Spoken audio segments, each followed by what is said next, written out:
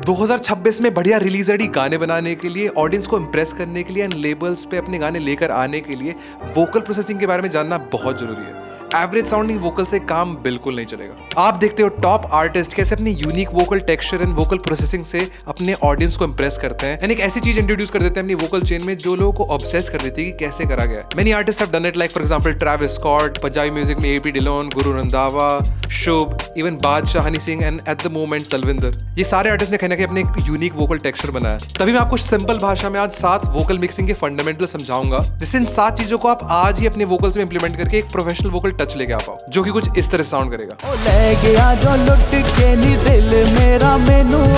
जिस गाने को हम आज मिक्स करने वाले हैं। What's up guys, my name is Satyam Sangwan, I'm an ABLED certified educator and a music producer। मैं 10 साल से आप जैसे 300 से ज्यादा स्टूडेंट्स को मेंटर कर चुका हूँ। This is what I do full time। Now let's get into the video।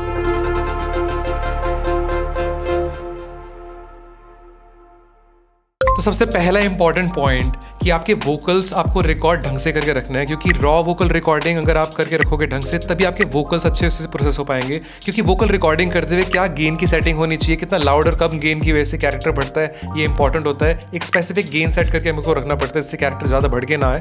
But जब हम वोकल रिकॉर्ड करते हैं, डिपेंडिंग ऑन रैप वोकल्स या फिर इंडियन क्लासिकल वोकल्स या फिर किस तरह का उनका वोकल कैरेक्टर है, उसके हिसाब से गेन सेट करा जाता है एंड हमारी पोजिशनिंग सेट करी जाती है माइक्रोफोन से, कितने हम पास या फिर दूर हैं या फिर किस रूम में आप रिकॉर्डिंग कर रहे हो, वहाँ रिफ्लेक्शंस तो नहीं है। ये बहुत इंपॉर्टेंट फैक्टर होता है। इन सब फैक्टर्स की वजह से आपकी रॉ वोकल रिकॉर्डिंग कितनी अच्छी है या फिर नहीं है, ये डिटरमाइन करी जाती है। तो आपकी अगर रॉ वोकल्स अच्छे से रिकॉर्डेड हैं, बिल्कुल भी रिफ्लेक्शन नहीं है पीछे, कोई नॉइज नहीं है, उनका गेन डिसेंट, ज़्यादा लाउड नहीं है, ज़्यादा कम नहीं है, या फिर पोजिशनिंग माइक की काफ़ी पास तो नहीं होगी या फिर काफ़ी दूर तो नहीं होगी, depending upon the vocal character of the song, किस तरह का गाना है, ये बहुत इंपॉर्टेंट है। जिससे पहले हम लोग वोकल मिक्सिंग करना शुरू करें।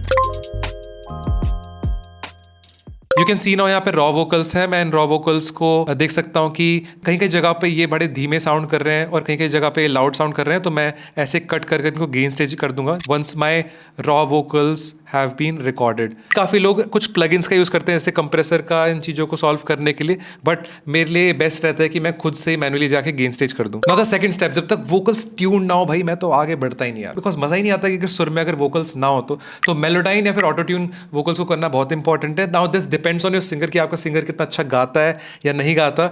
अगर आपका सिंगर बहुत ज़्यादा बेकार गा रहे हैं then you can add auto tune and then Melodyne them, या फिर आपका सिंगर डिसेंट गा रहा है तो आप मेलोडाइन करके फिर थोड़ा बहुत ऑटो ट्यून ऐड कर सकते हैं अगर थोड़े बहुत चीज़ें तब भी रह गई हैं। या फिर सिंगर बहुत ही अच्छा गाता है then you can just Melodyne couple of things here and there, क्योंकि उससे आपका अगर टेल्स आपकी बेसुरी रह जाती हैं। अरिजीत सिंह जैसे सिंगर की भी वोकल्स पे मेलोडाइन करा जाता है। मैंने काफ़ी सारी वीडियोस बना रखी हैं इस टॉपिक पे, आप जाके देख सकते हो। 2 से 3 वीडियोस बना रखी हैं which will explain you entirely about the topic कि मेलोडाइन कैसे करा जाता है। और यहाँ पर देख सकते हो आप इन रॉ वोकल्स पे भी मैंने पहले ऑटो ट्यून ऐड कर रखा है, फिर मेलोडाइन ऐड करके मैंने इन वोकल्स को ट्यून कर रखा है। हम लोग अब ए बी कंपेरिजन करके सुनते हैं कि वोकल्स ट्यून होने के बाद और अनट्यून कैसे सुनाई दे रहे हैं। हुण कदों मिलेगा मैं पुछां उसनू, आखणियां किन्नियां गल्लां सुनू। हुण कदों मिलेगा मैं पुछां उसनू, आखणियां किन्नियां गल्लां सुनू। ला गया जो रोग मैनू मैनू उस जोगी दा नां नहीं पता।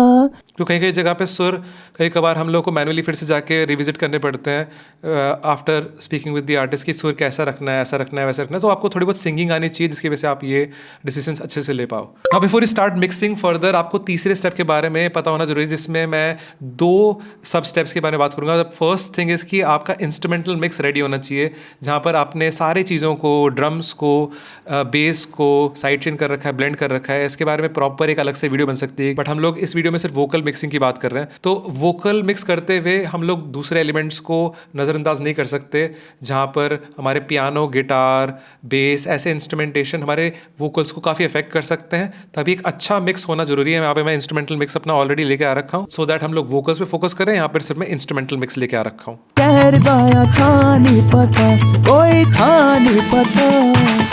गया जो लुट के नी दिल मेरा, मैनू ओदा नां नहीं पता। एंड अनदर मेन स्टेप हमारा ये होता है कि हम अपने गाने का हेडरूम चेक करें। हेडरूम होता है हमारा लाउडेस्ट पॉइंट पूरे ट्रैक का। अगर आपको इसके बारे में नहीं पता है then you should know about headroom, कि the loudest part of your track needs to be around -3 and 5 dB 0 dB यहाँ पे होता है और -3 -5 dB उससे नीचे हमारा होना चाहिए जहाँ तक हमारा लाउडेस्ट पॉइंट जा रहा है before we start mixing. And उस मिक्स के ऊपर हम लोग एक लिमिटर ऐड कर देंगे यहाँ पे, जिससे हम लोग एक टॉप डाउन अप्रोच को फॉलो कर पाएँ। टॉप डाउन अप्रोच में हम लोग ये देख रहे हैं कि हमारा गाना जब मास्टर हो जाएगा, जब उसकी लेवल बढ़ाई जाएगी, तब वो कैसा सुनाई देगा।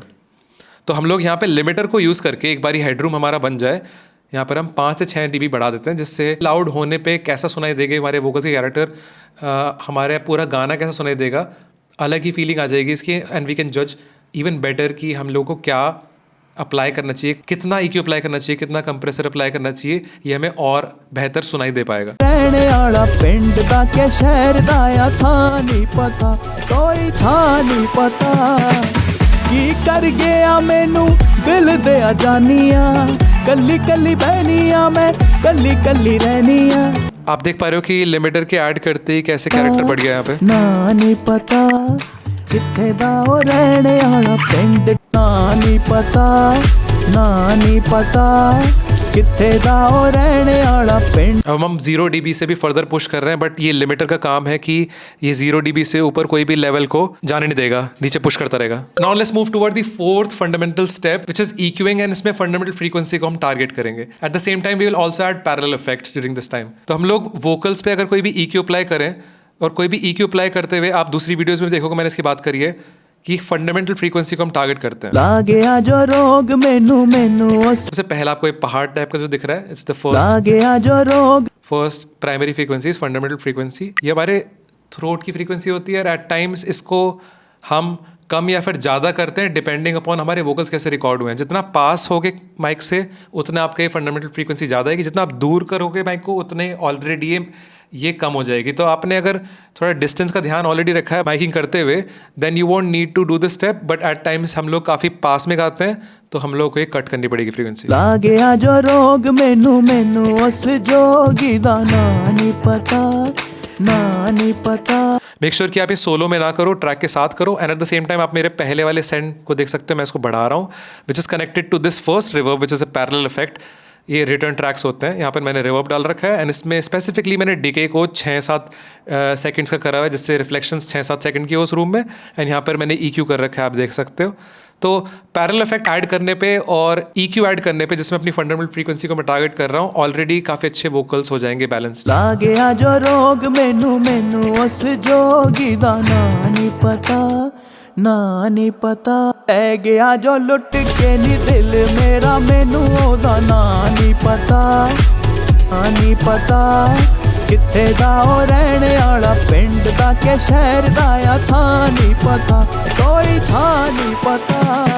वोकल्स में कुछ अभी भी मिसिंग नहीं लग रहा, मज़ा नहीं आ रहा वोकल्स में, राइट? तो इसमें तड़का लगना जरूरी है। एंड तड़का लगाने के लिए हम लोग नेक्स्ट स्टेप की बात करेंगे विच इज़ कैरेक्टर बिल्डिंग, जिसको हम लोग कर सकते हैं by using certain plugins. And one of the plugins that I use जो काफ़ी यूजफुल भी है, fresh air by slate digital, जिसको हम लोग यहाँ पर यूज़ करेंगे। एंड यू कैन सी कि इसको हम लोग जैसे यूज़ करते हैं हमारे कैरेक्टर को हम लोग बढ़ा सकते हैं। आइडली हम लोग उसको एक हाई शेल्फ का यूज़ करके, हाई शेल्फ फिल्टर का यूज़ करके फ्रीक्वेंसीज को बढ़ा सकते हैं। बट फ्रेश एयर स्पेसिफिकली बनाया गया है इन चीज़ों के लिए कि कैसे हम लोग एक कैरेक्टर ऐड कर सकते हैं mid frequencies and high frequencies में। पायो नू पुछा किसनू दिल दा हाल होया दसा किसनू, शीशे विच देख देख हसा उसनू, हर एक चेहरे विच तका उसनू, देख देख हसा उसनू, हर एक चेहरे विच तका उसनू। तो यहाँ पे देख सकते हो आप मिड एयर बढ़ा रहे हो और हायर बढ़ा रहे हो आप लोग हाई फ्रीक्वेंसीज में, मिड फ्रीक्वेंसीज में ब्राइटनेस और कैरेक्टर बढ़ा रहे हो। And while you do that आपकी वॉल्यूम भी बढ़ रही है, तो ट्रिम से आप उस वॉल्यूम को कंपनसेट भी कर रहे हो। So this is one of the best plugins out there. हम कभी कमर्शियल वोकल्स में चाहते हैं कि एकदम खिल के आए वोकल्स, काफ़ी ब्राइट एंड ज़्यादा सुनाई दे, तो fresh air can be very good for that. And कभी कभार ये कुछ ज़्यादा ही हो जाता है, तो तभी इसी पॉइंट पे हम लोग को de-essing भी अप्लाई करनी पड़ेगी, विच इज़ अ प्लगइन जो हमें अलाउ करता है सिबिलेंसेस को कट करने में। जब हम फ्रेश एयर और ऐसी चीज़ों को यूज़ करके कैरेक्टर बढ़ा रहे हो तो सिबिलेंसेस भी आने शुरू हो जाते हैं, जहाँ पर एस वर्ड्स होंगे वो बहुत ही ज़्यादा फट के निकलने शुरू हो जाएंगे। And you want to target them. And किस चीज़ का यूज़ करेंगे हम लोग को टारगेट करने के लिए? de-esser का। लोग मैनू मैनू उस जोगी दा ना नहीं पता, ना नहीं दिलो दिली सोचा उसनू, सोचा उसनु, जो सोचा जो कि जो एस है वो काफ़ी निकल के आ सकता है जब आप फ्रेश एयर कर रहे हो, तो डीएसिंग करना भी जरूरी है इस टाइम पे। Now the sixth step is compression। ये एक ऐसा इफेक्ट है जो डायनेमिक रेंज को कम करने के लिए काम आता है, एंड इस केस में हम लोग इसको इसलिए यूज़ करेंगे क्योंकि हमारे वोकल्स के कुछ वर्ड्स होते हैं वो हमारे कंसिस्टेंटली एक ही लेवल पे सुनाई दें, कुछ वर्ड्स कभी कभार सुनाई नहीं देते हैं, उसकी वजह से हम लोग को समझ नहीं आता कि सिंगर क्या कहना चाह रहा है। That's where compression is use. मैं यूज़ कर रहा हूँ 1176 कंप्रेसर का, which is FET compressor. FET compressor specifically vocals या फिर स्पेसिफिक इंस्ट्रूमेंट्स पे काफ़ी अच्छे रहते हैं, वरना आप टिपिकल VCA कंप्रेसर का भी यूज़ कर सकते हो। Any typical compressor of Ableton Live आप स्टॉक कंप्रेसर यूज़ कर सकते हो, या फिर फैब फिल्टर का भी प्लगइन आता है Pro C2, वो भी काफ़ी अच्छा कंप्रेसर है। FET कंप्रेसर ऐसे यूज़ करे जाते हैं कि आप थोड़ा बहुत इनपुट देते हो और कंपेंसेट करते हो आउटपुट से। आइडली आपका एक थ्रेशोल्ड सेट होता है और आप कैसे उसमें सिग्नल दे रहे हो उस थ्रेशोल्ड में, वो इनपुट आप कर रहे होते हो, एंड थ्रेशोल्ड से जब पार कर रहा है सिग्नल तब कंप्रेशन होना शुरू होता है। दिलों दिली सोचा उसनू, फिर क्यों नहीं मिले जाता कोसा उसनू, हुण कदों मिलेगा मैं पुछा उसनू, आखड़ियां किन्नियां गल्लां उसनू, लागया जो रोग मैनू उस जोगी दा नां नहीं पता, नाथ जोगी दा नां नहीं पता। तो ना नहीं पता, ये थोड़ा लेवल में नीचे रह गया था। तो कंप्रेसर का काम है कि सारे वर्ड्स के लेवल को इक्वली रखना, किसी भी चीज़ को लाउड या फिर कम ना छोड़ना, जिसकी वजह से हमारे वोकल्स की जो क्लैरिटी है वर्ड्स की वो कंसिस्टेंट रहती है। Now the last step is using dynamic EQ, जिसमें मैं Pro Q3 का यूज़ कर रहा हूँ। हाँ नहीं पता ओ ले गया जो लुट के नी दिल मेरा, मैनू ओदा ना नहीं पता, ना नहीं पता, किथे दा ओ रहने आला, पिंड दा के शहर दा या था नहीं पता, कोई था नहीं पता। तो आप देख रहे हो मैंने 3 चीज़ों पे काम करा। एक तो मैंने अपनी फंडामेंटल फ्रीक्वेंसी को टारगेट करा, अपनी मिड फ्रीक्वेंसीज को टारगेट करा। यहाँ पे मैं एक ऐसे कट्स बना रहा हूँ जो कि डायनेमिक EQ होंगे, एक लेवल के ऊपर जाने के बाद ही ये वाले EQ कट्स नीचे होंगे, पुश डाउन करेंगे, हमेशा कट नहीं करेंगे वोकल्स को। ये तभी जब भी वोकल्स की आवाज़, गले की आवाज़ कुछ ज़्यादा ही बढ़ के आ रही है, फंडामेंटल फ्रीक्वेंसी की आवाज़ ज़्यादा बढ़ के आ रही है, अपने आप ही ये EQ कर्व्स काम कर रहे हैं, जिसकी वजह से मेरे वोकल्स और ज़्यादा ब्लेंड कर पाएंगे ट्रैक्स के साथ।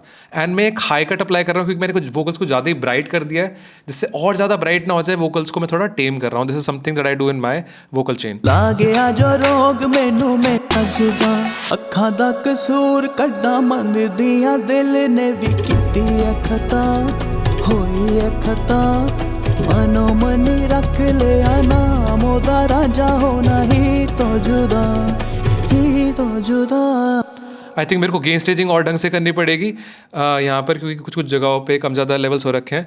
But try applying this chain, try applying the 7 fundamentals and you'll see कि दिस वर्क्स फ्लॉलेसली वेल। आपके वोकल्स एक कैरेक्टर बना के रखेंगे, एक रिटेन कर पाएंगे कैरेक्टर को, एट द सेम टाइम आप उस कैरेक्टर को कैसे शेप कर पा रहे हो अलग चेन में, you can see how we are doing it. And you can use couple of very free and useful plugins like FabFilter, fresh air and stock EQs का, which can allow you to make this awesome vocal chain. बाकी आपको professionally अगर music production या mixing mastering सीखनी है, then you can scan this QR code to be a part of our mentorship program, जहां पर हम लोग 5 से 6 महीने के लिए किसी भी DJ, सिंगर, सॉन्ग राइटर या फिर एक पैशनेट म्यूजिशियन को ट्रेन करते हैं, जहां पर हम उनको music production, mixing mastering, sound design and even live performance सिखाते हैं, so that they can make their original music, remixes, perform live and start making some money with this art form. Now with that, let us know in the comments if you liked this video, subscribe to the channel and I'll see you in the next one.